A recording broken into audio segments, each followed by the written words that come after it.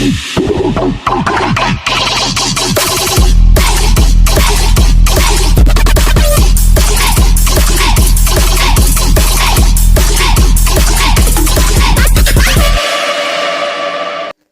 welcome to Talks podcast. Well, hey there, podcast listeners. We're so happy that you are joining us today. Thanks for tuning in and making your choice to listen. My name is Janisa De Parine, and I am with these three cool people. Good morning. Hello everyone. I'm Angelica Bergado. And I am Mary Cristi Pania. And I'm Christian M. Soganov. In this podcast, we will talk about communication and globalization. So we hope you enjoy and learn something in this show. So let's get started. Let's define what is communication and globalization are. So, Angelica and Grace, why don't you both start the topic of what communication and globalization actually are? Okay, so the communication is a process which by information, ideas, and knowledge are exchanged from one person to another person through a common system of symbol, signs, or behavior. Hey, actually, it is what we are doing right now. We are exchanging ideas, sharing each other's opinion. Even talking to you listeners is already a communication. Right, guys? Yes, exactly. Right. So on the other hand, globalization is the process of people, companies, and governments from different countries and interact in the integration. Created by information, technology, and tools for the international trade and engagement. This process has a wide range of uses. Thank you guys for those ideas. So, communication and globalization are what we are going to talk about right now. Everyone should be aware of it, is, and more importantly, how it affects communication. Yes, so this societal connectedness is unavoidable as a result of globalization. We connect with one another, and when we connect, we inject something. We place certain practices, we integrate values, religion, culture, or something new to the place, or something we may learn from one another. So, guys, what are your thoughts on why we have globalization? I believe it's because we are looking for creating worldwide connections. Yes, and this term are often we encounter today. For example, because we Filipinos do business with other countries, our local products are exported to other countries so that we can maintain contacts with other people. There are so many ways to interact with others, and it is one of the most common ways we do. Yes, Yeah,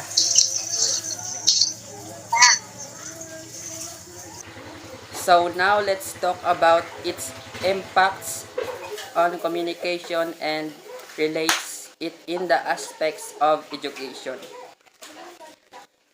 Globalization has a direct impact on worldwide communication, which is aids in the expansion of commercial prospects, the removal of cultural boundaries, as well as the development of a global village. so in terms of education, the globalization introduced virtual communication and collaboration as a major part of academics. In face-to-face interaction, it is not always necessary because we all know, guys, that there are some instances that we actually not expected to happen. Just like what we are doing right now. Due to pandemic, there has been a change in our education system. Yeah, right. With the change of education, many have changed, struggled, and like the system of our education today. But even in this situation, we are still resisting. We are not required to go to school face to face. Because of that, there has alternative learning opportunities for us to reach one another and build our skills to come up with learning development. As a result, we have got our online classes. So, so here technology connects in globalization. It has to do with technology.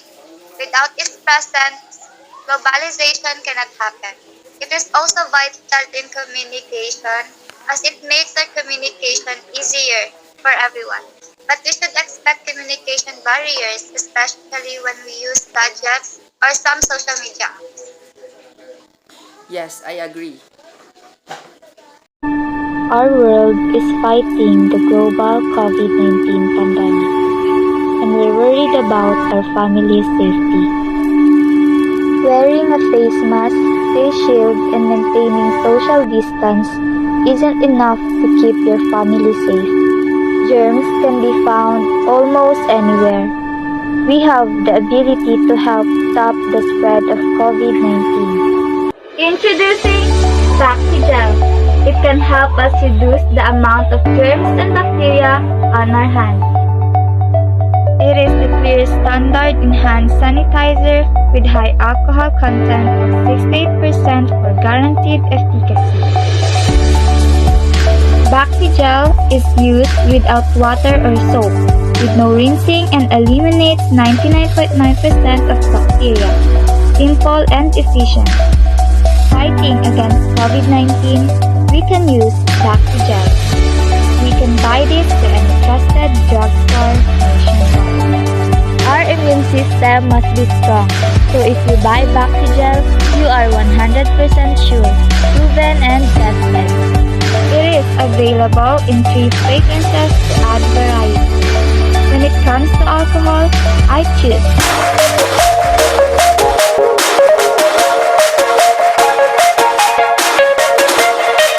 effective skin whitening with a combination of calamansi and kojic acid soap.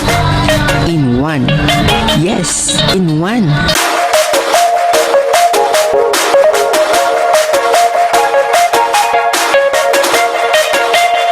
A man uses this product because it is so effective.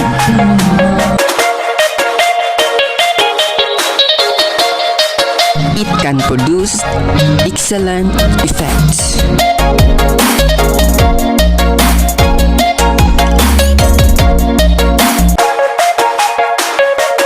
And also, it scans and removes all unnecessary dirt on the skin.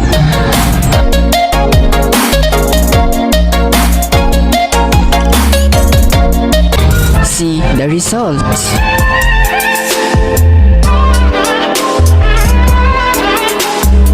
And now, what are you waiting for?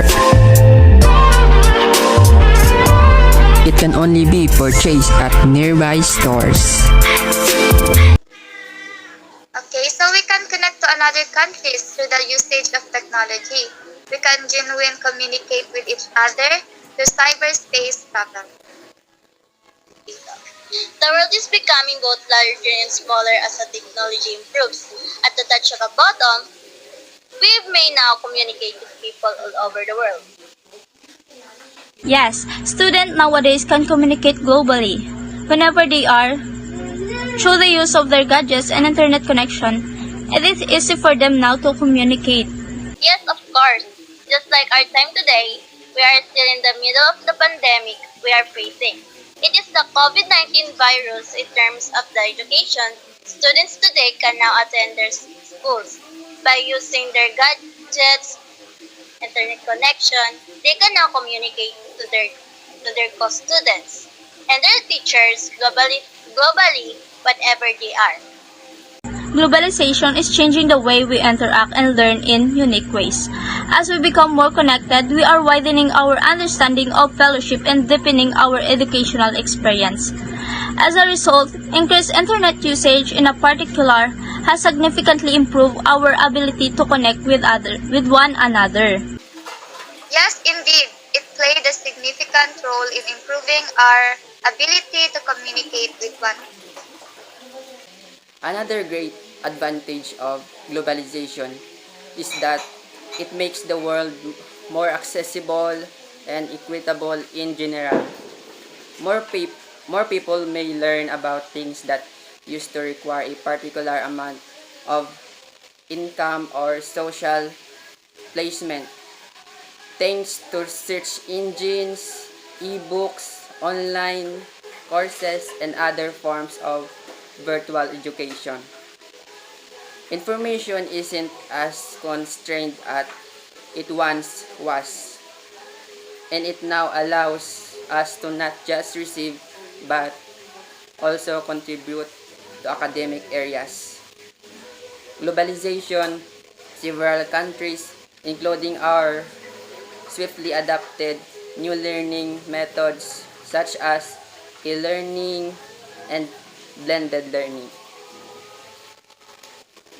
So yeah, absolutely, we have a chance to innovate and truly establish new education possibilities when we can view the world through new eyes. Rethink how and why we communicate and design new systems to do both. We can see the world through new eyes. When we are all able to sit down at the same table and share ideas, we can create more fair world. Okay, so yeah, I think this is good and it was fun talking about this topic. Yes, right. Great. I have actually have a lot fun today. Yes, me too. Yes, exactly. And hopefully all listeners out there, you can take a few points away from today, which is definitely about communication and globalization, its effects on communication and how it relates in education. So yeah, alright. Well, thanks for listening today and we hope that you keep on listening to us and keep on learning. Once again, this is Cham'S, Cham's talk Champ talk. and Have have a a nice nice day. day. have a nice day.